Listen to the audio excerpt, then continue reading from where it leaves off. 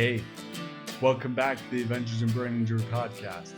This is part 2 of my interview with Dr. Alex Vasquez, who is a mentor to me, an extremely prolific human being and very accomplished academically in accomplishments. He's written he's written hundreds of articles in peer-reviewed journals, and he's written over 2 dozen textbooks. I have so much respect and admiration for him. So we're going to continue talking about COVID-19, but we're going to talk more about the politics of a pandemic. And so this is very, very timely, and it's very useful anytime. So um, enjoy this episode. I'm just going to leave you with this. If you're enjoying the episode, leave me a review on iTunes, or if you'd like to support me, head over to Patreon, patreon.com/AIBI for Adventures in Brain Injury, and leave me a couple bucks per episode. Super helpful on getting this stuff out there. All right, without further ado, Dr. Alex Vasquez.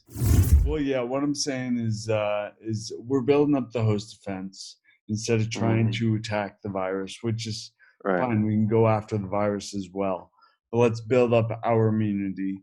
Yeah. And that's where the nutritional protocols come. And this is interesting because your book on nutrition to build up the host defense has been taken off of Amazon without explanation. Correct. And what are your thoughts surrounding that? What are the politics of a pandemic, of this kind of pandemic? Oh, well, I mean, that's a big question, but I don't have any specific insight, and I don't have any, let's assume I don't have any insight, and let's assume I don't have any conspiracy theories, but I've got open eyes and I can read and I can see things, So anytime major systems undergo major turmoil, that's a big opportunity for somebody else to gain power in whatever the dynamic is, whether it's a market for this or a new product here, or covering up some other conversation. So we started talking a few minutes ago about the Ebola thing that was going on in 2014. Well, that conversation disappeared immediately after certain governmental elections that took place. So, and you can see this is from Politico, it's not me making it up. But what you see with the conversation in 2014, Politico called it the lie of the year. You saw this huge ramping up of conversation about Ebola, and then it disappeared immediately after these governmental elections. Well, so what does that do? How do people vote when they're scared for their own survival? Do they vote for free education, improved infrastructure, mass transit, time off from school or time off from work? Do they vote for those things, or do they vote for defense and pharmaceutical subsidies? Right? I mean, you can answer that question. I mean, the answer is obvious. So when people are scared, they vote in different patterns. And so who benefits from that? The answer to that question is pretty obvious as well. And wow, we're in election year. The United States is having an election year, and now guess what? We've got a big emergency. Well, what do people do when they're scared? They rally around the flag. Conversations get limited, more censorship. I mean, I have to believe that I just got censored this week. I mean, obviously I did. They pulled my antiviral nutrition book from the market during, arguably the biggest viral pandemic we've had in our lifetimes. I mean, that's not just a coincidence. So somebody structured that. Obviously, a lot of politics involved. And it's still important to keep it at bay, but clearly there's something that things aren't quite adding up. And when things aren't quite adding up, there's a lot of Yeah. there's a lot of things to explore. And I'm so appreciative that I have the opportunity to speak with people like you, who can really like dissect and look at what's going on, because what happens with people when they're scared is they get in their limbic brains, and Yeah. when that's firing, their frontal lobe just shuts off, right? Right. They're not controlling As their if it were working previously, but it's certainly not working now. Precisely. And so Yeah. taking a look, stepping back, regulating your nervous system, and actually taking a look at Right. what's going on is so important in times like these. Instead of and what I also often see around elections and pandemics, like kind of the same divisive, antagonistic situation, when we can when people just start attacking each other, and it becomes just Yeah. limbic systems fighting limbic systems. Right. And it's and that, I think, is part of the politics of a pandemic, is like Yeah. bringing this into existence, this fighting, battling situation. And the fact Well, is, it is more contagious. The our emotions and our energies and attacks on each other is far more contagious than a virus, even corona. right. Yeah. Well, I think something that a lot of people sense, and something that you alluded to just now, is people are smart enough to know when something's not right. Totally. But a lot of times,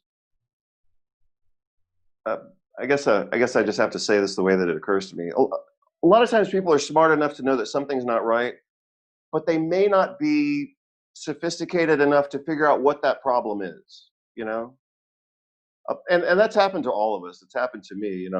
I've been in situations where it's like I know something's not right here, but I don't know what it is. Uh, but the third step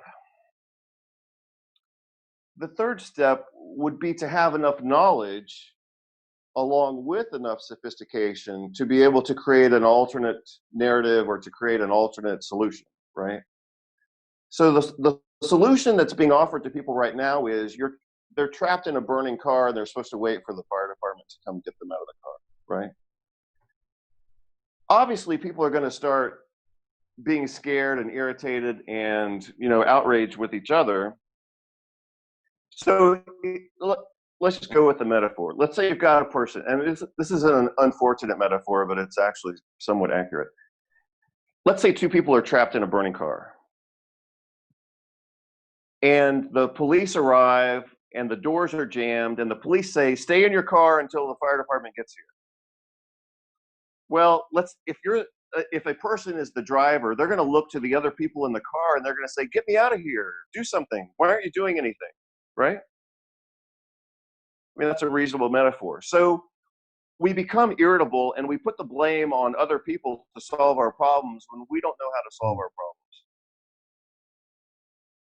Even if, like you just said, even if all we need to do is calm down and roll down the window and climb out the window, you know?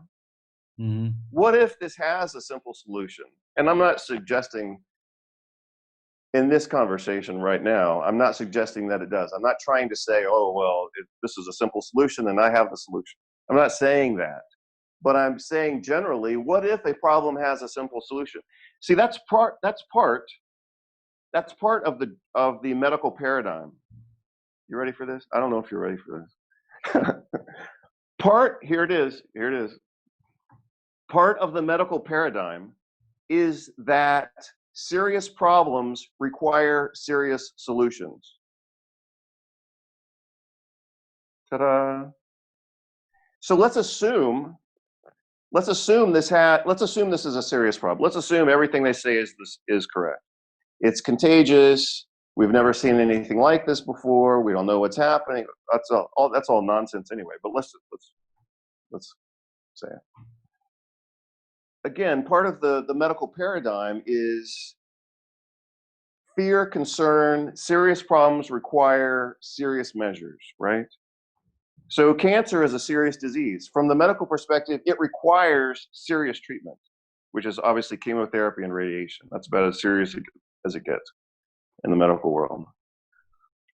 The idea that a serious solution, I'm going to give you a very good example. It's a good thing you're sitting down. I'm going to give you a good example here in a minute. The idea that a serious problem could have a simple solution is virtually unheard of in medicine, right? So I'm going to go with a good example, and this is not only a good example; it's virtually the perfect example. Mm-hmm. So in China, in many parts of China, the people develop a heart disease called Kashan disease. Starts with a K. Kashan disease. Kashan disease, I think it mostly affects kids, but it is a fatal heart disease that affects kids in certain parts of China. It's caused by an enterovirus that goes from the gut and embeds itself in the heart and causes this heart disease. It's not cardiovascular disease, it's a disease of the muscle itself. It's called a Coxsackie virus. It's an enterovirus. Coxsackie virus B, I believe it is. Here we are. We're talking about these kids in China. Again, I believe it's kids. Let's just say people in China susceptible to this heart disease. It destroys the heart muscle, and it's caused by this Coxsackie B virus. Okay? It's a mutated Coxsackie B virus. That's a serious problem affecting, let's say, millions of people. What's the solution? What has been defined as the solution to that problem? Nutritional supplementation with selenium. Why? Because the Coxsackie B virus can only become pathologic in this context if it's mutated, and it mutates in a host who is deficient in selenium. And that, of course, only happens if the food and the soil is deficient in selenium, and that's what China is famous for. China, the terrain of China, is famous for being deficient in selenium. That's part of the reason why you see these diseases coming out of China. And I'm not being racist or ethnocentric or whatever. I'm just stating the fact. You can look it up. I'll document it in my book. The terrain of China is deficient in selenium. That makes the population there of humans and animals more vulnerable to viral infections. That's why you see the Asian flu. That's why you see the Hong Kong flu. And that's why you see this new coronavirus from China, right? Wow. So again, what was the problem? The problem was this muscle disease of the heart, cardiomyopathy in China, in the Chinese population. What was the cause of it? A viral infection in the heart. What was the cause of the viral infection? Selenium deficiency. Right. So they started supplementing their population with selenium, and this disease virtually disappeared. Yeah. Also, for people who have the heart disease, Kashan disease, treating them directly with selenium alleviates the heart disease. So it's not only for prevention, but it's also for treatment. So yeah, that's how's that for? That's the lie that many people believe for just about everything. The size of the problem is proportional to the size of the solution or the complexity of the solution. And that's not the case. It's almost never the case. The solution you just boom. But so let's go with a quick metaphor. Another one. I'm gonna bust out another quick metaphor. So let's say you've got a leak in your roof, right? You call a contractor and you say, "Hey, man, I need emergency help. It's 2:00 in the morning. I'll pay you extra if you come over here and fix this leak," right? And the contractor shows up and he says, he or she, and says, you need a whole new roof. I got to replace this roof. I'm going to have to get overtime, extra crew here. We're going to have to replace this roof. We're going to start immediately. We're going to save you from this problem. We're going to be here on the job in the next hour. It's going to cost you about $30,000, but we're going to save this. We're going to save your house. If you don't fix the roof right now, your whole house is going to get ruined, right? Well, that's the model of a big problem needs a big solution, right? The other model is you could get up on your roof and replace one tile and silicone that thing in for $2 and you got a solution, right? So, we all have to be careful when we're offered solutions that are very heroic, because I'm sure, part of this is like archetypal, right? From a Carl Jung standpoint, like we all have a little kid in all of us, right? Part of us wants to be rescued and fixed. Part of us wants to be redeemed. Part of us wants to be detoxified. Part of us wants to be, recovered. So anytime we perceive a problem in our world, yeah, we'd be sure as hell happy to have somebody else fix that for us, But uh, another approach, and sometimes we need external help. I'm not saying that we don't, but sometimes we can empower ourselves to solve our own problems. This is the entire point of what I'm doing these perspective series on, is to help people to empower themselves during this time where it's like there's the entourage of fear-based, I want to say marketing, but that's not the word. Fear-based perpetuation of fear, essentially. And Right, in times like this, it's very disempowering, because what is fear? Fear is uncertainty about what's going to happen, and it is feeling out of control. And as you and I have talked about, fear is a very profitable place. If you're scared right, your roof's going to collapse, you're going to fork over the, $30,000 to fix it. right. And Yeah, people act on they act from that place, from that fear space. right. And we could spend all day on that topic, because people are programmed from a very young age in just about all cultures. They're programmed to be dependent, to feel insecure, to feel like they're defective and they need external solution. So, I mean, that's part of the cultural programming that people get internationally. So, people at some point have to decide how much of that they want to carry throughout their lives, you know? Yeah. So, another thing, again, I'm not saying, I'm speaking generally, and therefore what I'm saying may or may not apply to certain situations. But I do remember a book that I read many years ago. Actually, it was 1997. And one of the lines in the book was, for a prey to be vulnerable to a predator,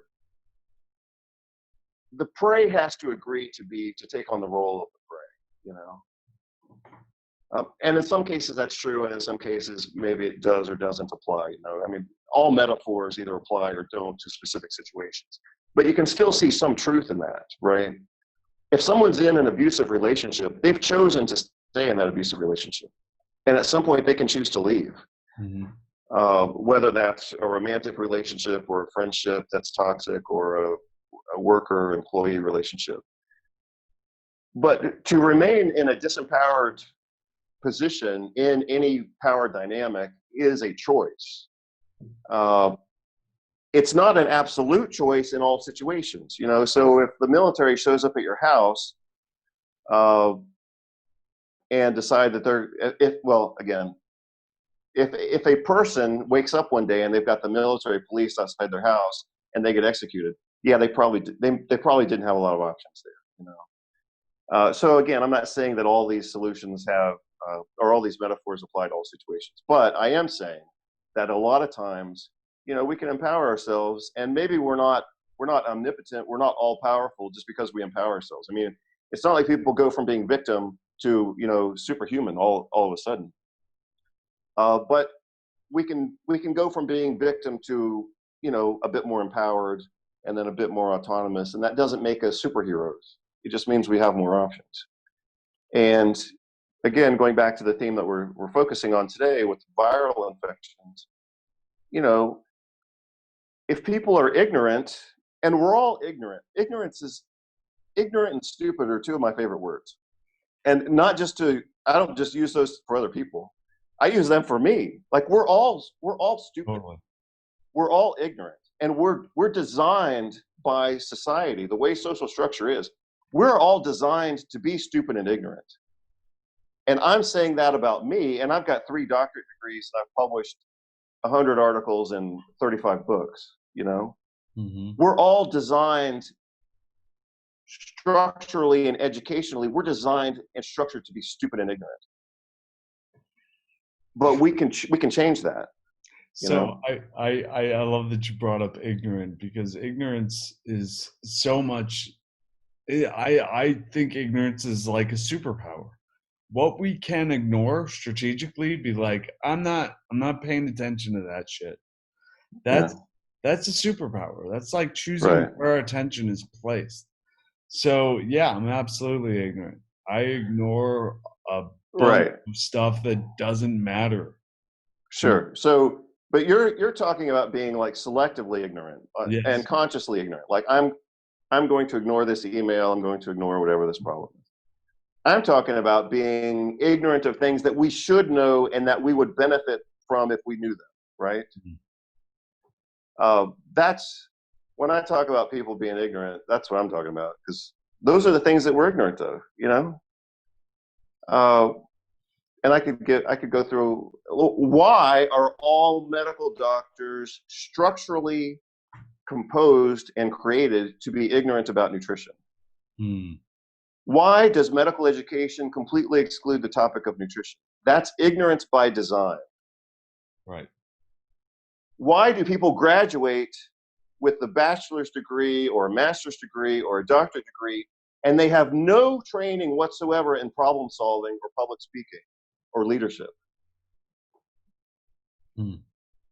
Because the educational system, which is somewhat coordinated, you know, it's not an accident. The educational system doesn't want people who are articulate, who can communicate their thoughts, who can write, who can, you know, create convincing arguments, who can deconstruct stupid arguments, right? So, I mean, we have to look at the way this whole system works.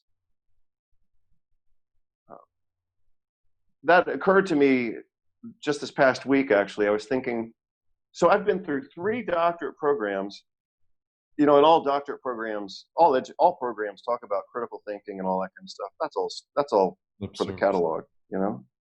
There's no critical thinking. There can be levels of detailed thinking, but I've never seen critical thinking taught in any program I've been in. They teach volume, they teach perspective sometimes, but they don't teach critical thinking. So something came up this past week, and I was thinking to myself, maybe it was this whole virus problem, but I was thinking to myself, like, I don't see any active problem solving going on at all, right? There's no, what we have is perception of problem, uh, midbrain response to problem, Mm-hmm. which is stay away from me. I'll stay away from you if you stay away from me. And I want somebody to rescue me, right? Like that's the response that you're seeing to this problem. Social avoidance and they're waiting on drugs and vaccines, right? Hmm. Well, I mean, can we as a species do better than that? Totally. some of us as individuals can do better than that. But I don't know. Like, I'm not seeing a species. I'm not seeing a planetary solution in terms of structured problem solving being applied to this problem, and that makes me suspicious of the problem itself, right? So it's like, whoa, there's no thinking going on in this conversation. So, So, so what are some tactical things that people can do to empower themselves right now? well, I think so. I'm gonna answer your question, and I think in two different ways. One is generally, and the other is more specifically. So, anytime we're presented or we encounter or we discover a problem, the first step is always identifying and defining the problem, characterizing the problem. What is this problem? So whether it's a leaky roof that we talked about before, or somebody's trapped in their car and they can't get out, or they got an infection, we have to have some awareness of what the problem is. So step number one is define the problem as best we can. Step number two, this is a little bit elementary. It's not even academic, but I'm going to say it anyway because it does apply to the situation. Step number two, after identifying the nature of the problem and the perceived consequence of the problem, step number two is identify all the possible solutions, right? And then put those solutions in a hierarchical order of availability, effectiveness, and safety, and then determine which of those are appropriate for use in the situation based on logistics and whatever, right? Identify the problem, create a buffet or a catalog of solutions, and then step number three is implement solutions. With the current situation, we haven't even gone to step two yet. We haven't even identified what the possible solutions are to this problem. But we're already implementing the ones that are most basic and most disempowering, right? Mm-hmm. All right, so I wanted to pause right there. He said, step number one, identify the problem. Step number two, list out all the possible solutions and put them in hierarchical order of availability, effectiveness, and safety. We haven't even gotten to step two yet. Because after step two, after we figure out what the possible solutions are, then you start implementing. And I get it. We're in a place where it's like, okay, let's do what we can immediately to stop the spread of the disease. But what is actually not disempowering? What actually can we do? We can build up our host defenses, and we can build up our immune systems, and we can build up our health. And this is really, really important for us because the disempowering narrative, just stay home, don't touch anyone, and wait for the vaccine or drugs to come, that doesn't help us. That doesn't give us something that we can do. And I can speak from my experience as a brain injury survivor, and I know many of you listeners can relate. It's like, okay, what can I do to heal myself? And that's why you're listening to this podcast.